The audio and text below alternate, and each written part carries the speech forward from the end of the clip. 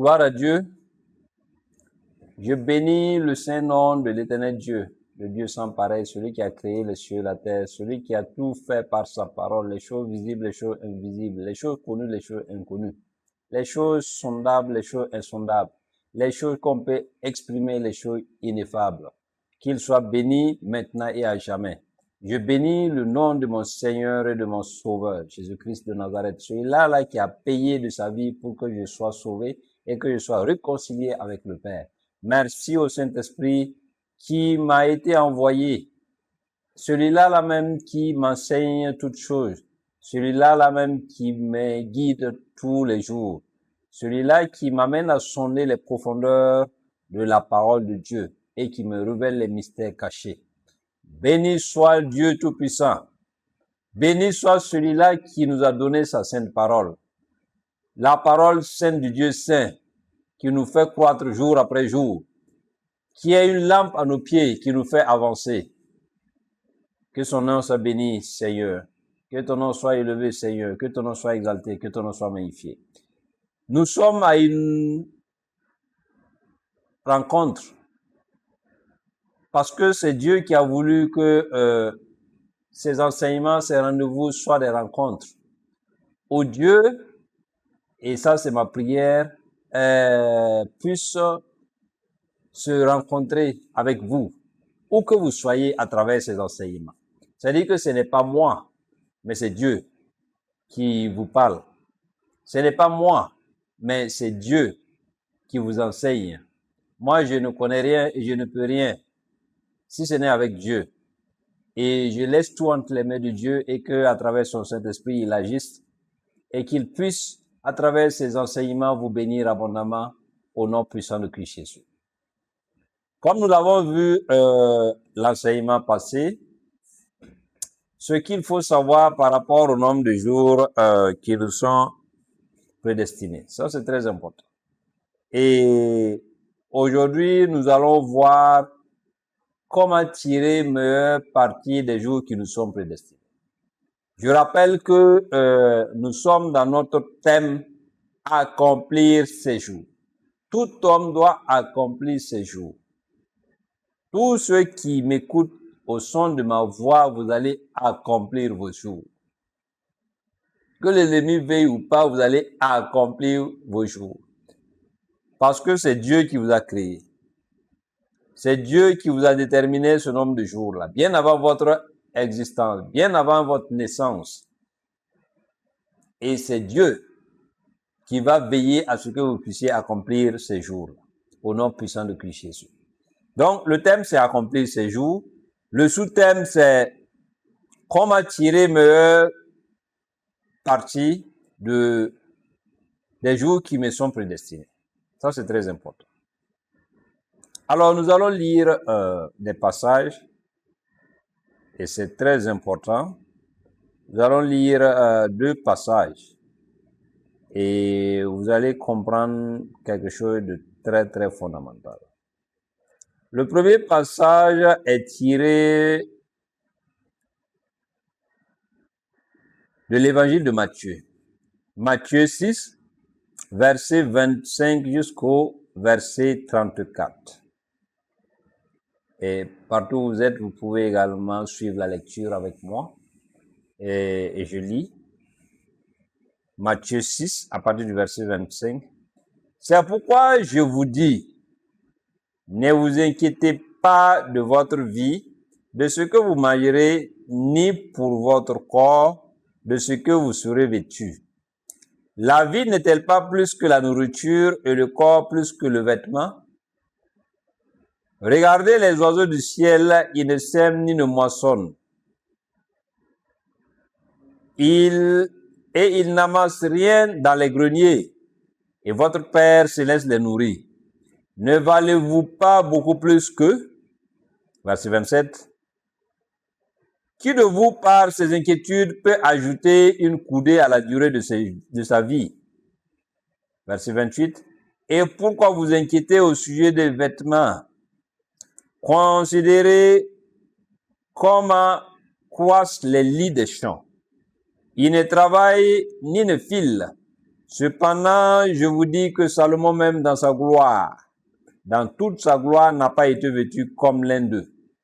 Si Dieu revêt aussi l'herbe des champs, si Dieu revêt ainsi l'herbe des champs qui existe aujourd'hui et qui demain sera jetée au four, ne vous vêtira-t-il pas à plus forte raison, gens de peu de foi, verset 31, ne vous inquiétez donc point et ne dites pas que mangerons-nous, que boirons-nous, de quoi serons-nous vêtus, car toutes ces choses, ce sont les païens qui les recherchent. Votre Père céleste sait que vous en avez besoin. Verset 33. Cherchez premièrement le royaume et la justice de Dieu, et toutes ces choses vous seront données par-dessus. Verset 34. Ne vous inquiétez donc pas du lendemain, car le lendemain aura soin de lui-même. À chaque jour suffit sa peine. Que le nom de Dieu soit béni. Que Dieu bénisse sa sainte parole. Ici, c'est notre Seigneur, notre Sauveur, Jésus-Christ qui parle. Celui-là qui a donné sa vie pour que toi et moi nous soyons réconciliés avec le Père. Celui-là qui a versé son sang pour la rémission des péchés. Celui-là dont le corps a été brisé pour que nous puissions guérir de nos infirmités, de toutes nos maladies. Celui-là même qui a été fait malédiction, car il est écrit maudit est quiconque est pendu au bois. Afin que les bénédictions d'Abraham eussent pour toi et pour moi, nous qui n'étions pas de la descendance d'Abraham, nous ne sommes pas de la postérité d'Abraham, nous avons été greffés à travers Jésus-Christ, que nous puissions prendre part à la bénédiction d'Abraham et que la bénédiction d'Abraham use pour nous son accomplissement en Jésus-Christ. C'est ce Jésus-là qui nous parle ici. Et il nous dit de ne pas nous inquiéter de notre vie. Je rappelle que le sous-thème que nous voyons, c'est comment tirer le meilleur profit des jours qui nous sont prédestinés. Et il nous dit de ne pas nous inquiéter de ce que nous allons manger, de ce que nous allons boire, de ce que nous allons nous vêtir. Mais ce qu'il nous dit ici est fondamental. Parce qu'aujourd'hui, beaucoup de gens perdent leur temps dans la recherche des commodités, dans la recherche des nécessités fondamentales. Les nécessités fondamentales, c'est quoi? C'est boire, manger, se nourrir, se vêtir, se loger, se soigner, s'éduquer, pouvoir faire du sport, pouvoir bouger, pouvoir voyager et bien d'autres choses. Donc, les gens sont préoccupés par ces choses-là. Et Jésus nous dit de regarder les oiseaux du ciel, qui ne manquent de rien, pourtant ils ne sèment ni ne moissonnent, mais leur Créateur s'occupe d'eux. Alléluia. Et Jésus lui-même fait la comparaison avec Salomon. Celui-là qui a rendu l'or aussi commun que les pierres à Jérusalem. Celui-là qui est considéré comme l'homme le plus sage de tous les temps et l'homme le plus riche de tous les temps. Salomon, le fils de David. Alors, il nous dit que les lits des champs qui ne tissent pas, même Salomon, dans sa gloire, dans sa splendeur, n'était pas aussi vêtu que les lits des champs. Les lits des champs qui vont être coupés et jetés au four. Et toujours à nous rappeler que nous devons nous inquiéter de rien. Alors donc, comment tirer meilleur profit des jours qui nous sont prédestinés? En somme, comment est-ce que nous devons profiter de chaque jour que Dieu nous donne? Je rappelle encore que le plus grand cadeau que nous ayons reçu du ciel, c'est la vie. C'est les jours. Et un jour égale à une vie. Alors, qu'est-ce que nous faisons de ces jours? Comment tirer meilleur parti de chaque jour? Et c'est ce que notre Sauveur et Seigneur nous explique ici. Il dit que même malgré nos inquiétudes, nous ne pouvons pas ajouter une coudée à notre vie. Comme nous l'avons vu lors de l'enseignement passé, le nombre de jours qui nous est prédestiné peut être prolongé. Il peut être augmenté. Il peut être ajouté. il peut être multiplié. Mais par qui? Par Dieu lui-même. Parce que c'est Dieu qui nous a créés, c'est Dieu qui nous donne la vie. La Bible dit quoi? Qu'il a créé le premier homme à partir de la poussière de la terre. Il a pris la poussière de la terre de ses propres mains et il l'a façonné, il l'a formé et il a soufflé dans ses narines le souffle de vie et l'homme est devenu une âme vivante, un être vivant. Alors donc, si toi et moi nous avons la vie, c'est parce que Dieu l'a voulu. Et donc, c'est Dieu qui veille sur notre vie. Mais toi également, tu as une part de responsabilité parce que tu dois veiller sur cette précieuse vie, sur cette merveilleuse vie que Dieu t'a donnée. Tu ne dois pas la gaspiller. Et tu ne dois pas vivre aussi n'importe comment. Ça, c'est très important. Donc, le Seigneur Jésus-Christ nous rappelle que les inquiétudes ne peuvent rien ajouter à la durée de notre vie. Et nous avons vu qu'il y a un nombre de jours prédestinés pour chaque être humain. Alors, que le nombre de jours soit grand ou petit, là n'est pas la question. La question est, comment est-ce que nous vivons ces jours-là? Comment nous habitons ces jours avec la vie divine, la vie de Dieu qui est en nous? Si la vie de Dieu est en nous, nous avons sa nature, nous avons sa capacité, parce que Christ est en nous et nous sommes en Christ. Et nous gardons les paroles de Christ en nous et c'est cette parole qui nous transforme, c'est cette parole qui nous fait grandir, c'est cette parole qui nous fait mûrir, c'est cette parole qui nous mature pour que nous devenions des disciples accomplis à la stature parfaite de Christ. Quand on voit Christ, on doit me voir. Ou du moins, plus exactement, quand on me voit, on doit voir Christ. Mais quiconque voit Christ à travers les Écritures, ce qu'il a fait, les miracles qu'il accomplissait, comment il s'occupait des malades, des pauvres, des indigents, l'amour qui sortait de lui, quiconque voit ça en Christ, doit également voir ça en moi. Et donc, c'est le combat de tous les jours comme ça. Alléluia. Que quand on me voit, qu'on voit Christ. Mais regardez aujourd'hui, à cause de bon nombre de chrétiens, le nom de Christ est bafoué. Le nom de Christ est insulté. Le nom de Christ est traîné dans la boue. Il ne doit pas en être ainsi. C'est pourquoi apprenons à compter sur Dieu tous les jours, chaque jour que Dieu nous donne. Habitons ce jour avec la vie de Dieu, avec la nature de Dieu, avec la capacité de Dieu. Et faisons de cette vie-là, de ce jour-là, une vie, une bénédiction, car chaque jour égale à une vie. Et une vie, c'est un capital limité de temps, d'énergie, de volonté, de conscience. Alléluia.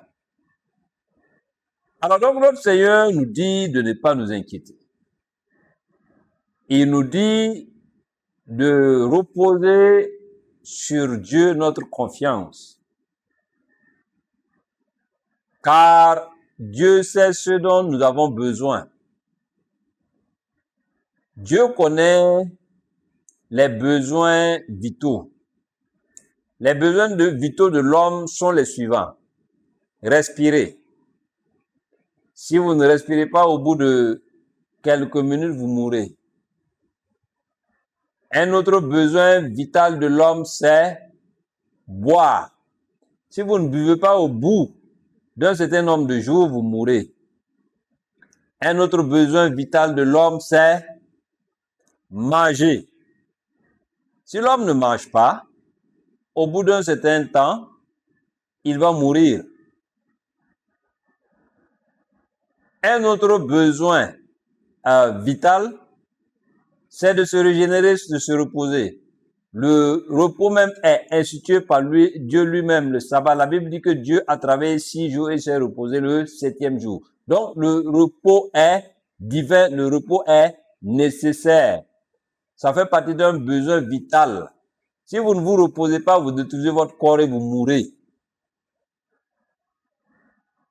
Ensuite, 5e besoin vital, L'homme a besoin d'évacuer, que ce soit à travers les selles, que ce soit à travers la transpiration, que ce soit à travers les urines. Ça, c'est un besoin vital de l'homme. Si au bout d'un certain temps, vous n'allez pas aux selles, vous n'êtes pas malade, vous pouvez mourir.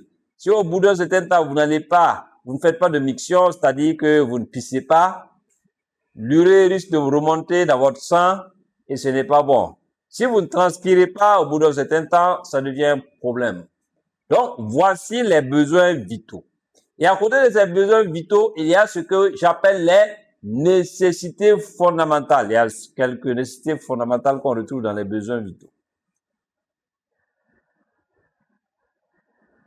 Et Jésus nous dit que Dieu connaît nos besoins. C'est-à-dire que les gens du monde se battent, perdent la vie dans la recherche de ces choses-là, de ce qu'ils vont manger, de ce qu'ils vont boire, de quoi seront-ils vêtus, où vont-ils loger,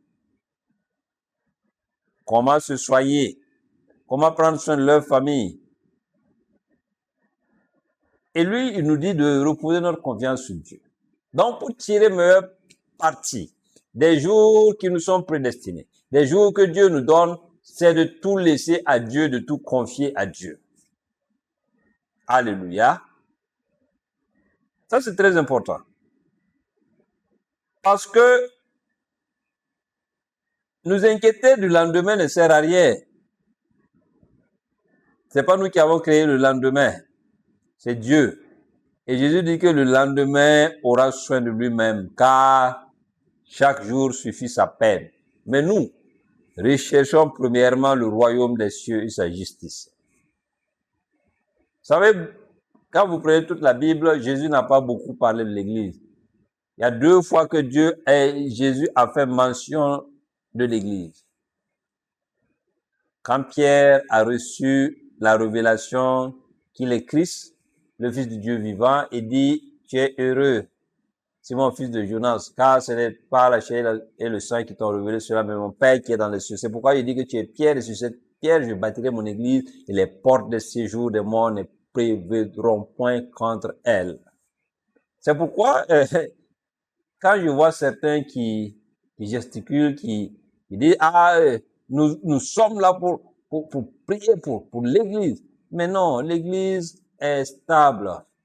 Celui qui a bâti l'église dit qu'il a bâti l'église sur du roc. Et les portes de séjour des morts ne prévaudront point contre elle. Donc, c'est pas toi qui vas sauver l'église. L'église est née le jour de la Pentecôte. Et quand Jésus reviendra, la parousie, c'est pour enlever l'église. Et l'église, c'est aussi toi et moi. Quand il dit à Pierre, tu es pierre, et sur cette pierre, je bâtirai ton église, Jésus fait référence à la pierre sur laquelle était bâti le temple de Salomon à Jérusalem.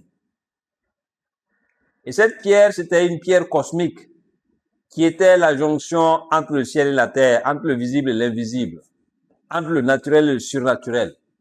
Donc, quand il dit qu'il va bâtir son église sur cette pierre, oui, Pierre lui-même dira que nous sommes des pierres vivantes. Ça veut dire que toi et moi, c'est sur toi et moi qu'il a bâti son église. Mais si nous ne sommes pas à la hauteur, Dieu lui-même tient son église dans sa main. Alléluia. Donc, ce n'est pas à toi de dire que tu vas te battre pour l'église. Tu as ta mission. Ta mission, c'est de faire la promotion du royaume. Alléluia. Ta mission, c'est de transporter les hommes et les femmes des royaumes des ténèbres au royaume du Fils de son amour. Et de faire d'eux des disciples accomplis à la stature parfaite de Christ. Et eux, à leur tour, ils seront des ministres, ministres de l'évangile, ministres du culte, ministres de Dieu. Et ils deviendront missionnaires et ils amèneront d'autres personnes. Voici ce que Christ nous demande pour que nous soyons participants au plan et au dessein de Dieu. Mais aujourd'hui, les gens ont transformé l'église en autre chose. Les gens font tout sauf ce que Jésus leur recommande de faire. Alléluia. Sinon, rien ne prévaudra contre l'Église jusqu'à ce que Jésus revienne. Regarde l'histoire de l'Église. Durant tout ce temps, ça fait 20 siècles que l'Église existe. Mais l'Église est toujours solide. On ne te parle pas des hommes qui vacillent. Non, Dieu est stable. On ne te parle pas des inventions, des créations des hommes, des religions, des dénominations. Non, on te parle du corps de Jésus-Christ. On te parle de l'Église que Christ lui-même a bâtie. Donc le deuxième passage, c'est quand il dit, si un frère pêche, va le voir. Et tu le reprends avec amour. Et s'il ne veut pas, tu prends 2 ou 3 personnes pour qu'ils soient des témoins. Et s'il refuse même, il faut expliquer cela à l'Église. Et s'il refuse, vous le considérez comme un païen. Voici les 2 passages de Matthieu où Jésus-Christ a utilisé le mot ecclésia. Je veux dire assemblée. Sinon, pour la plupart du temps, Jésus parle du royaume. Du royaume. C'est parce que tu parles de l'Église. C'est parce que tu parles de ton Église que tu es accroché à ta dénomination. Dans le royaume, il n'y a pas de dénomination. Le royaume ne reconnaît que les croyants, ceux qui croient au Fils de Dieu. Alléluia. Donc, Christ nous dit de chercher premièrement le royaume de Dieu et sa justice. Et tout ce dont nous avons besoin nous sera donné par-dessus tout. Alléluia. C'est pourquoi, bien-aimés, il faut comprendre que les jours que Dieu nous donne doivent être utiles, ne doivent pas être gaspillés. Nous devons tirer le meilleur profit de ces jours-là. Nous devons faire de ces jours-là une occasion où nous allons réjouir le cœur de Dieu. Par exemple, si nous proclamons l'évangile et que nous amenons les gens à se convertir, les cieux se réjouissent. Ça, nous aurons fait une bonne utilisation, un bon usage de ce jour-là, du jour que Dieu nous a donné.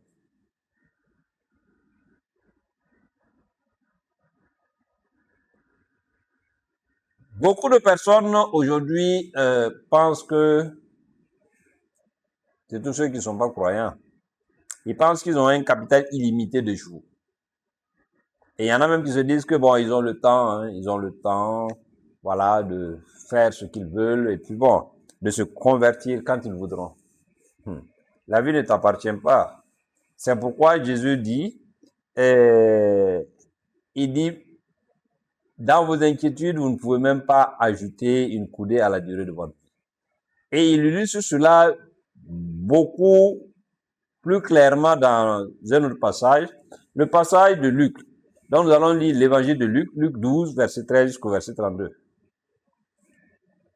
Jésus dit ceci, à partir du verset 13 de Luc 12,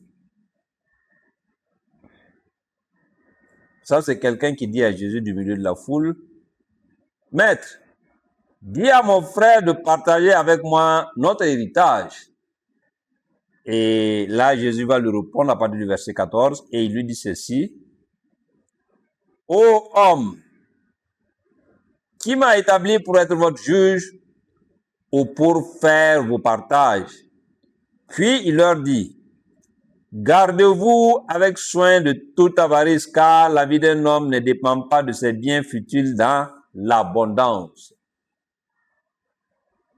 Et il leur dit cette parabole. Les terres d'un homme riche avait beaucoup rapporté. Et il raisonnait en lui-même, disant, « Que ferai-je, car je n'ai pas de place pour serrer ma récolte? Voici, dit-il, ce que je ferai. J'abattrai mes greniers, j'en bâtirai de plus grands, j'y amasserai toute ma récolte et tous mes biens. » Verset 19, « Et je dirai à mon âme, mon âme, tu as beaucoup de biens en réserve pour plusieurs années. Repose-toi, mange, bois et réjouis-toi. » Verset 20, Mais Dieu lui dit, insensé, cette nuit même ton âme te sera redemandée. Et ce que tu as préparé, pour qui cela sera-t-il? Il en est ainsi de ceux qui amassent des trésors.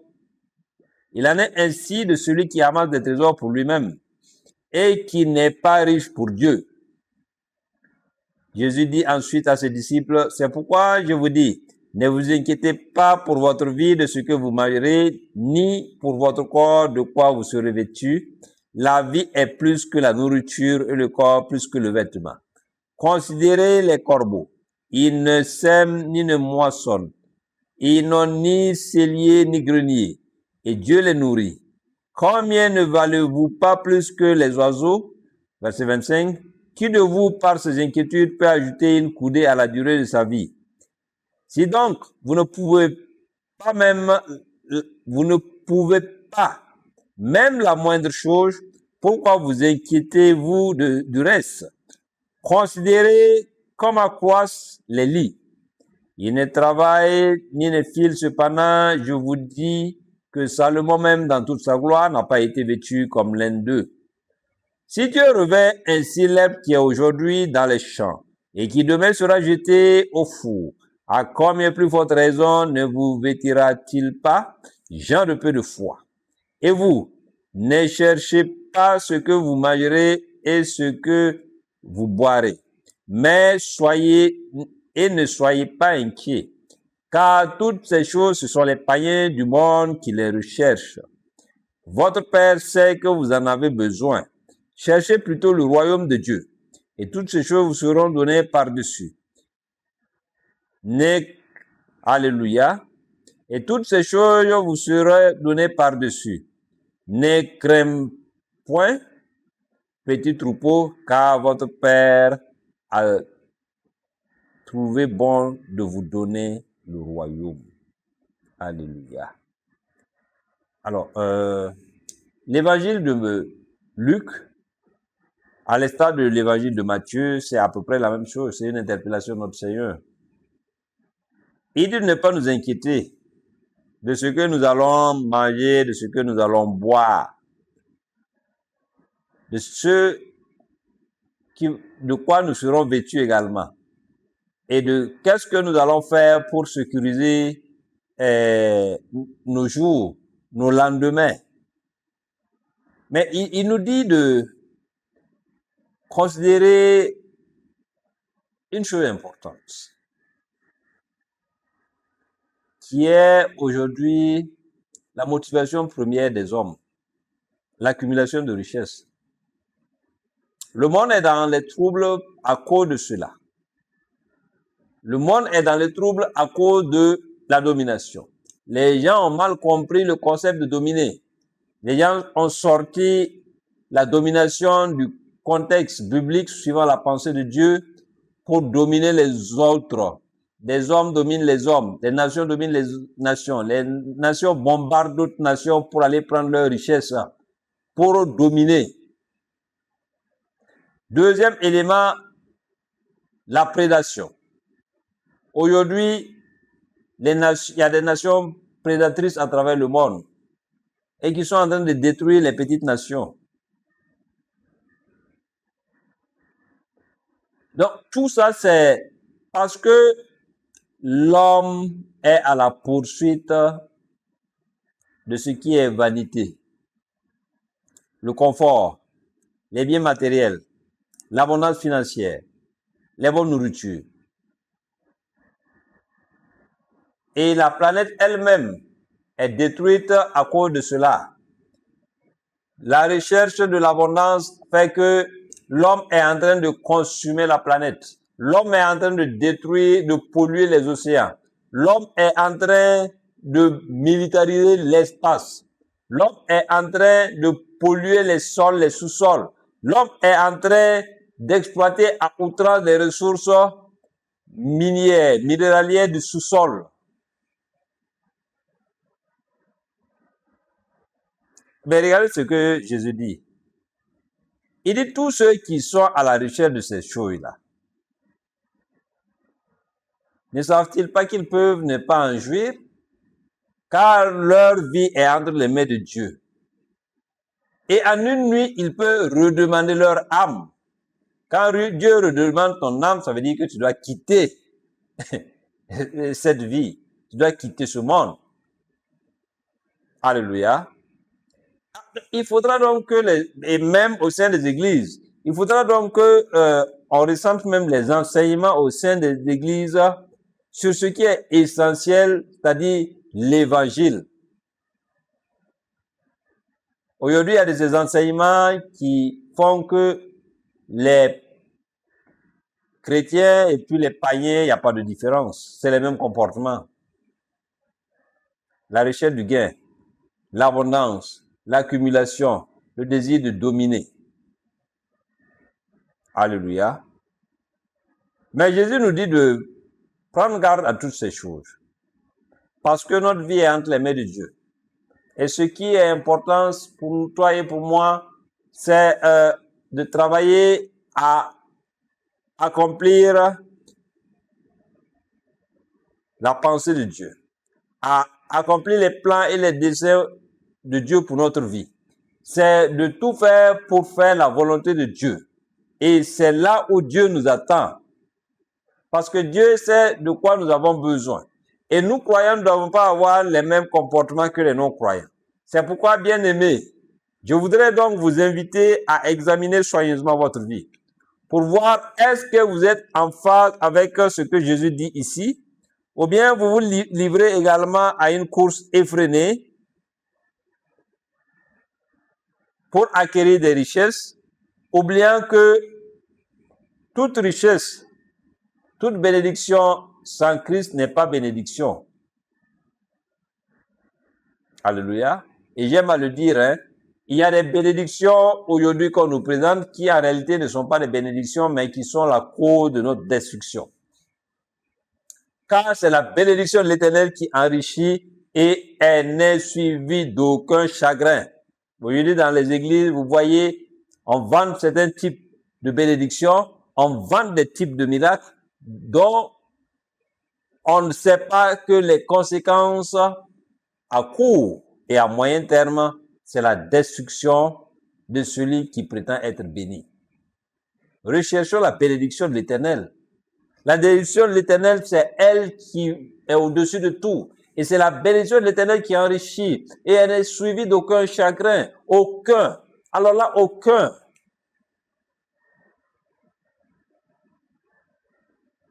Frères et sœurs, revenons aux fondamentaux de l'Évangile. L'Évangile, c'est pour notre édification. L'Évangile, c'est pour notre maturation. L'Évangile, c'est pour élever l'homme au niveau de Dieu parce que Dieu est descendu au niveau de l'homme pour faire de l'homme Dieu. Alléluia. Mais pas comme ce que le diable a dit à Ève. Il a dit à Ève, quand il parlait du fruit de l'arbre de la connaissance du bien et du mal, Ève lui a dit, Dieu nous a donné l'autorisation de manger les fruits de tous les arbres qui sont dans le jardin, sauf de celui-ci, qui est au milieu du jardin. Il a dit que le jour où nous en mangerons, nous mourrons. Qu'est-ce que le diable dit? Il dit, vous ne mourrez pas. Mais Dieu sait que le jour où vos yeux, où vous mangerez, où vous allez manger du fruit de l'arbre de la connaissance du bien et du mal, vos yeux s'ouvriront et vous deviendrez comme des dieux. Non. C'est Dieu qui descend au niveau de l'homme et qui élève l'homme au niveau de Dieu. Pas l'homme par quelque manière que ce soit qui devienne Dieu. Lui, il a voulu prendre la place de Dieu quand il était Lucifer, quand il était porteur de lumière, quand il était astre brillant. Alléluia. Et il s'est rebellé, il s'est révolté quand on a voulu créer l'homme. Il a dit à Dieu, non serviam, l'expression latine, Dieu ne te servirait pas. Donc, servons Dieu.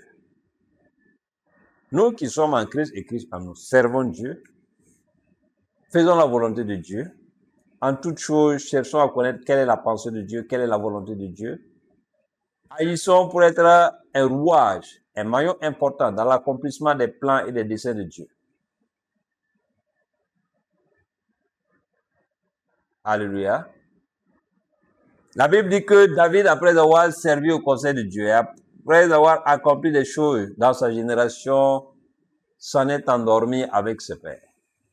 Et c'est ça qui est important, bien aimé. Nous devons connaître quelle est la pensée de Dieu. Nous devons servir Dieu, nous devons travailler pour Dieu. Nous devons accomplir des choses pour Dieu. Nous devons réaliser de grandes choses pour Dieu.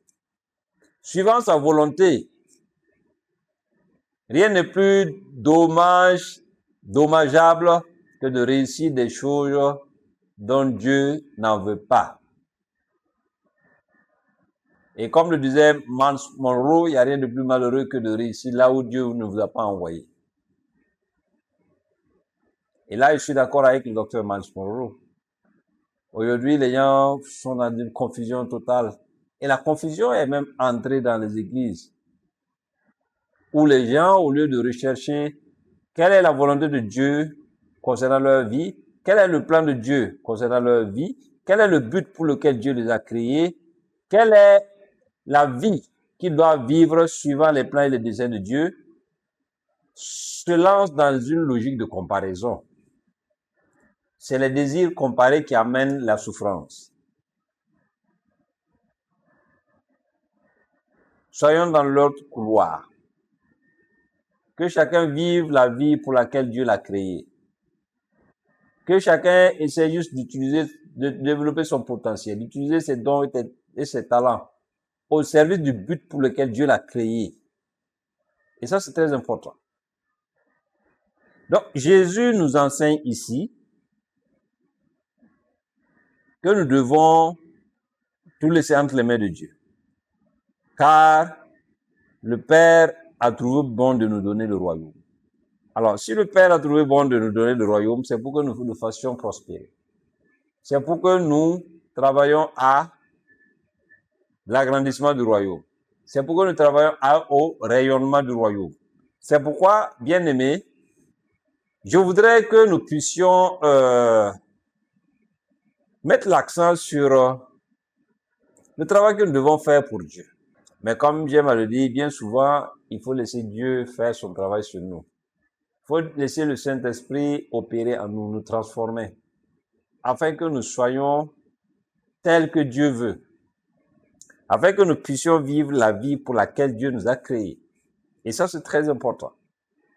C'est pourquoi, si nous voulons tirer le meilleur parti du nombre de jours qui nous sont prédestinés, il faudra que nous puissions nous abandonner à Dieu, que nous puissions permanemment jauger notre vie à l'aune de la volonté de Dieu. Voir est-ce que Dieu est content de nous.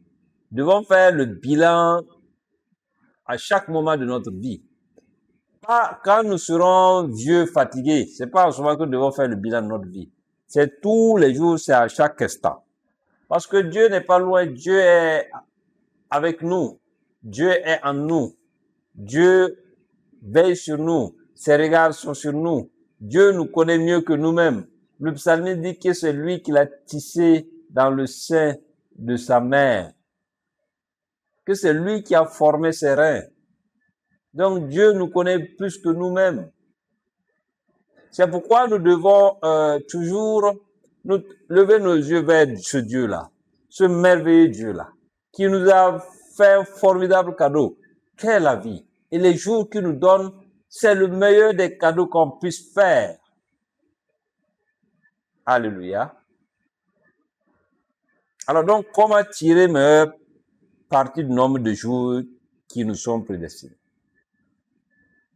Alors, pour avoir un grand nombre de jours, je l'ai déjà expliqué, il faudra que nous puissions être en communion parfaite avec Dieu, que nous puissions connaître la volonté de Dieu, que nous puissions être utiles à Dieu, que nous puissions vivre pour Dieu, que nous puissions être des instruments entre les mains de Dieu.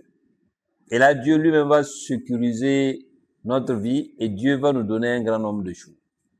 Et si nous voulons aussi être riches un jour, c'est pareil. C'est Dieu, tout vient de Dieu. Même si ça passe par l'homme, tout vient de Dieu. Et c'est Dieu qui peut rendre l'homme riche un jour. Riche un jour, c'est-à-dire avoir un grand nombre de jours, avoir un grand nombre d'années de vie, mais également avoir une vie qui glorifie Dieu, une vie qui honore Dieu, une vie qui exalte le nom de Dieu, une vie qui est le reflet de l'amour de Dieu, de la compassion de Dieu, de la miséricorde de Dieu, mais aussi de la puissance de Dieu. Alléluia. Ça, c'est très important. C'est la même chose qu'une vie remplie.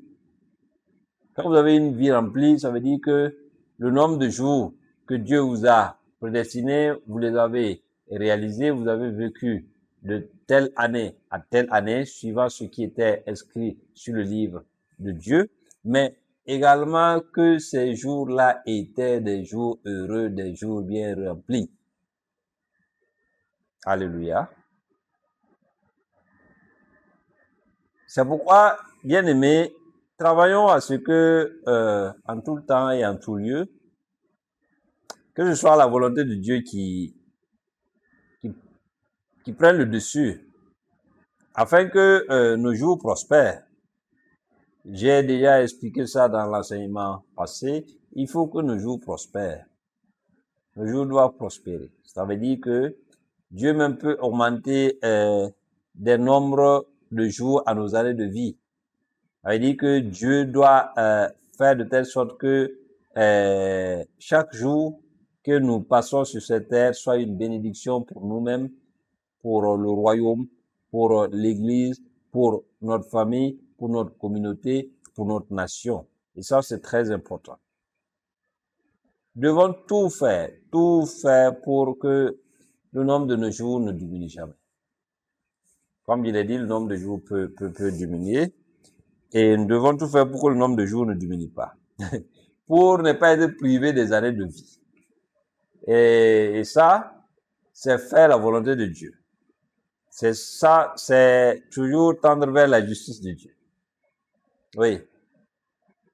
La vérité, l'équité. La Bible dit que la justice, l'équité et la vérité sont la base de son trône. Et nous devons craindre Dieu. Comme Job, Dieu lui-même témoigne de Job que c'est un homme qui craint Dieu, un homme qui vit dans la vérité, un homme intègre, un homme qui est dans la droiture. Alléluia. Mais vous avez vu, il y a quelqu'un qui a réagi. Et il en sera de même à chaque fois que vous voulez vivre ainsi. Il y a quelqu'un qui va réagir, qui va amener toutes sortes de mots, toutes sortes de combats, qui va troubler votre vie. Mais restez ferme. Ayez une foi ferme et inébranlable. Alléluia. Donc, si vous voulez que vos jours se prolongent, que vos jours se multiplient, que vos jours soient augmentés et que Dieu ajoute des années de vie, travaillez pour Dieu. Si vous voulez qu'il ajoute des années de vie à votre vie, si vous voulez qu'il ajoute des années de vie au jour de votre vie, travaillez pour lui. Dieu lui-même voit que vous lui êtes utile. Il va tout faire pour que vous ayez un nombre conséquent de jours à vivre. Alléluia. Mais personne ne doit aspirer à l'immortalité. Non. Tout homme doit retourner à la poussière. Car poussière, tu es tiré la poussière et tu retourneras à la poussière. Alléluia. Et pour voir Dieu, nous ne pouvons pas voir Dieu avec notre corps, ce corps mortel, ce corps animal. Il faut que nous revêtions l'incorruptibilité. Il faut que nous revêtions un corps divin. Il faut que nous revêtions un corps glorieux. C'est pourquoi nous devons passer par la mort. La mort, c'est juste un passage. Et même nous qui sommes chrétiens, nous sommes déjà passés par la mort. Donc, c'est juste une transmutation. Alléluia. Quand Jésus reviendra, lors de la parousie, Parce que le jugement des chrétiens, c'est même pas des jugements, puisque quand Jésus viendra, dans la nuée, il va s'arrêter, tout œil le verra. Où que tu sois sur cette surface de la terre, tu le verras. Donc, sur la surface de la terre, tu verras Jésus-Christ. Il sera suspendu, et ceux qui sont morts en Christ ressusciteront avec un corps incorruptible et se lèveront vers lui. Et ceux qui seront encore vivants, quand ils vont se lever, à partir d'une certaine hauteur, leur corps va changer en un clin d'œil. Et tous, ils vont rejoindre le Seigneur Jésus-Christ, les milliards de personnes. Et nous espérons le plus grand nombre de personnes. Et nous irons au ciel, puisque le jugement des chrétiens se passe au ciel, pour l'examen des œuvres et pour les noces de l'agneau. Donc, c'est pour ça, si nous voulons hériter du ciel et de la terre, si nous voulons vivre heureux sur cette terre, avoir des jours bien accomplis, qui arrivent à leur terme, si nous voulons être rassasiés de longs jours heureux, si nous voulons mourir âgés dans une heureuse vieillesse, comme je l'ai dit, confions-nous à Dieu. Et Dieu fera le reste. Et quel que soit le nombre d'années qu'il vous donne à vivre, l'important c'est de faire sa volonté. L'important c'est de voir Dieu quand vous allez quitter cette terre. Et l'important c'est de recevoir des récompenses. Parce que nous allons hériter du ciel et de la terre. Et comme il est dit, quand nous allons aller au ciel, pendant 7 ans, 3 ans et demi, l'examen des œuvres, 3 ans et demi, ça sera l'annonce de l'agneau. Et après, nous allons revenir pour régner avec Christ pendant 1000 ans sur la terre. 1000 ans. Alléluia. Ça, c'est très important. C'est pourquoi nous devons considérer que ce que nous allons hériter après notre mort est plus que ce que nous sommes en train de gagner ici. Et le ciel se gagne sur la terre. Alléluia. L'héritage que nous devons gagner au ciel, c'est sur la terre. C'est pourquoi nous devons faire de chaque jour que Dieu nous donne, la vie que Dieu nous donne, une occasion de gain. Gain de notre part de cet héritage-là. Nous ne devons pas nous battre contre quelqu'un, non. À moins que quelqu'un veuille arrêter ou veuille stopper notre marche avec Dieu. Là, nous ne devons pas nous laisser faire. Mais toujours, nous devons avancer. Nous devons avancer avec sérénité sur le chemin que Jésus-Christ a tracé pour nous. Parce que c'est lui qui est le chemin, qui est la vérité, qui est la vie. Et nul ne se perd s'il prend ce chemin. Même si le chemin est étroit, le chemin mène à Dieu. Alléluia. Même si le chemin est étroit, le chemin mène aux récompenses. Mais aujourd'hui, les gens préfèrent emprunter les larges chemins, de plus en plus larges, et qui conduisent à la perdition, qui conduisent à la perte. Oh, je ne te parle pas, je parle de ceux qui sont conscients de leurs insuffisances et qui ont besoin de Christ. Il y en a qui pensent qu'ils n'ont plus besoin de Christ. Il y en a même qui pensent qu'ils se suffisent eux-mêmes. Je parle de certains chrétiens qui se mettent à la place de Christ. Je parle de ceux qui ont besoin de Christ. Je pense également à ceux qui, tous les jours, cherchent Dieu de tout leur cœur. C'est vers vous que Dieu m'envoie. Moi, je suis celui qui relève ceux qui sont tombés. Moi, je suis celui-là qui soigne les blessés.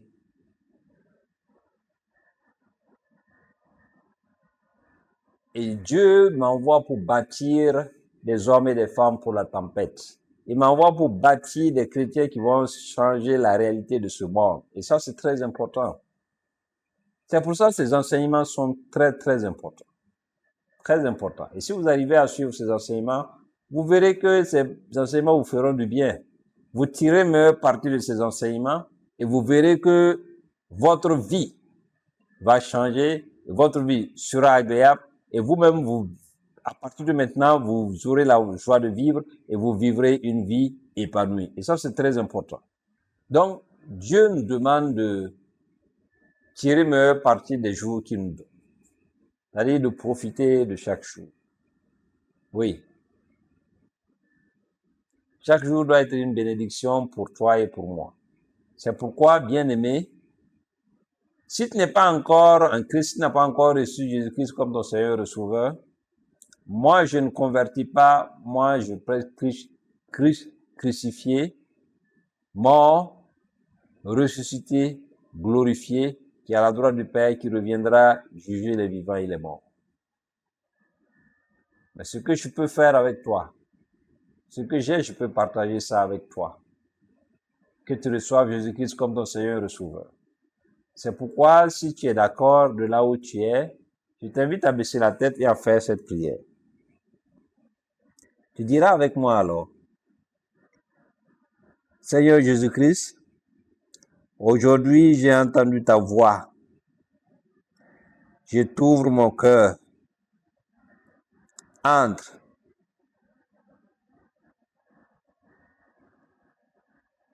Je crois que tu es le Fils unique du Dieu vivant. Tu es venu mourir à la croix pour la rémission des péchés, pour nous réconcilier avec le Père. C'est pourquoi, à l'instant même, je te reçois comme mon Sauveur et mon Seigneur personnel. Écris mon nom dans le livre de vie de l'agneau. Efface-le dans le livre de Satan. À partir de maintenant, je crois dans mon cœur et je confesse de ma bouche que tu es mon Seigneur et Sauveur. Et je dis qu'à partir de maintenant, les choses anciennes sont passées. Toute chose est devenue nouvelle et je marche en nouveauté de vie. Jésus, je me confie à toi. Agneau de Dieu, je me laisse entre tes mains. Conduis-moi, dirige-moi et fais de moi la femme, l'homme que tu voudrais que je sois. Pour la seule gloire de ton Saint-Nom, j'ai prié. Amen.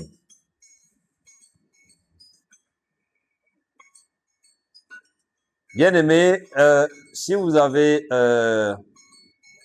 fait cette prière, je prie pour vous que la main de Dieu soit sur vous, que sa grâce soit sur vous, qu'il vous accompagne partout où vous êtes, que sa bénédiction vous localise et que sa grâce transforme votre vie et que vous puissiez vivre une expérience heureuse avec le Seigneur Jésus-Christ. Et je partage maintenant avec vous cette bénédiction. Que le Seigneur vous bénisse, qu'il vous garde, que le Seigneur fasse briller sa face sur vous, qu'il vous accorde sa grâce, que le Seigneur tourne sa face vers vous et qu'il vous donne sa paix. Et je dis, comme Paul, que la grâce de notre Seigneur Jésus-Christ, l'amour de Dieu le Père, la communion du Saint-Esprit soit avec vous. Et je prie également pour vous que le bonheur et la grâce vous accompagnent tous les jours de votre vie. Que vous soyez en paix, que vous soyez en bonne santé, que vous soyez prospères à tous égards, que vous soyez dans l'abondance, que rien ne vous manque, que vous soyez heureux et pleinement épanouis, que vous soyez dans la joie, dans l'allégresse, en Dieu qui est Père, qui est Fils, qui est Saint-Esprit, à partir de maintenant et jusqu'à la fin de vos jours. Amen, amen, amen. Merci, que la paix de Dieu soit avec vous et à très bientôt. Shalom.